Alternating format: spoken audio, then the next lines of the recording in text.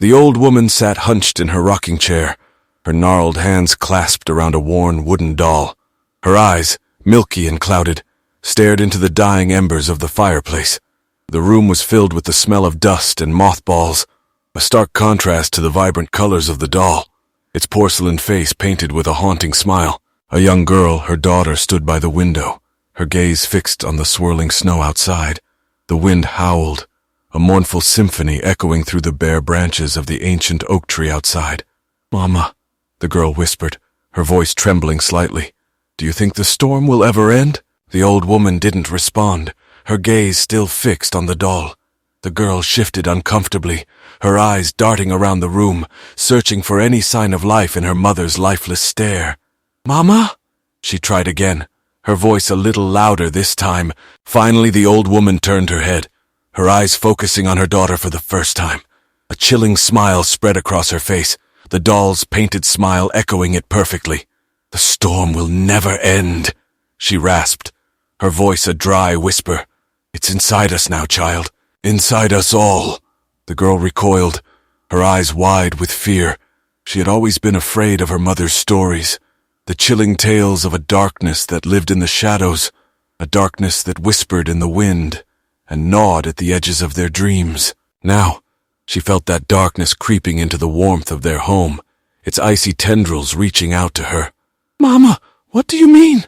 she whispered, her voice catching in her throat.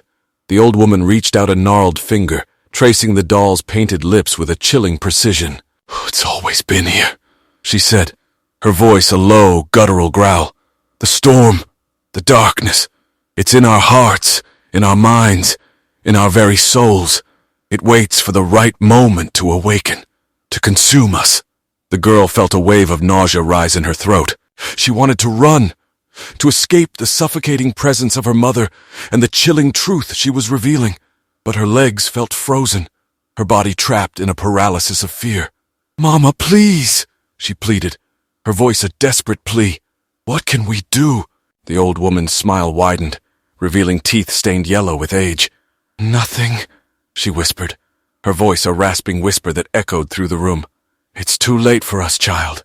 But you have a chance." The girl felt a flicker of hope ignite within her, a fragile flame in the face of her mother's chilling pronouncements. "What chance?"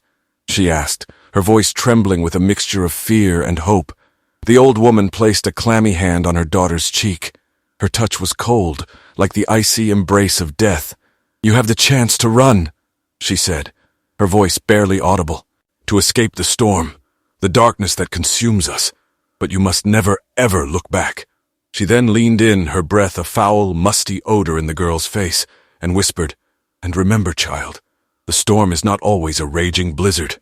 Sometimes it's a gentle whisper, a haunting melody that lures you in. It can be a smile, a touch, a voice that calls your name." The girl felt a wave of terror wash over her. She knew with a terrifying certainty that the storm had already begun. She could feel its icy grip tightening around her heart, its whispers echoing in her ears. But she also knew that she had to run, to escape the darkness that threatened to consume her, to escape her mother's chilling words, to escape the haunting smile of the porcelain doll. With a desperate cry, she broke free from her mother's grasp and ran, the sound of her footsteps echoing through the empty house, her heart pounding against her ribs like a drum. She didn't dare to look back, to see if the darkness pursued her. She ran, her only goal to escape the storm, the darkness, the chilling pronouncements of her mother, the haunting smile of the porcelain doll. And as she ran, she knew with a chilling certainty that the storm was not just outside, but inside her now, a silent, ever-present threat, waiting for the right moment to unleash its fury.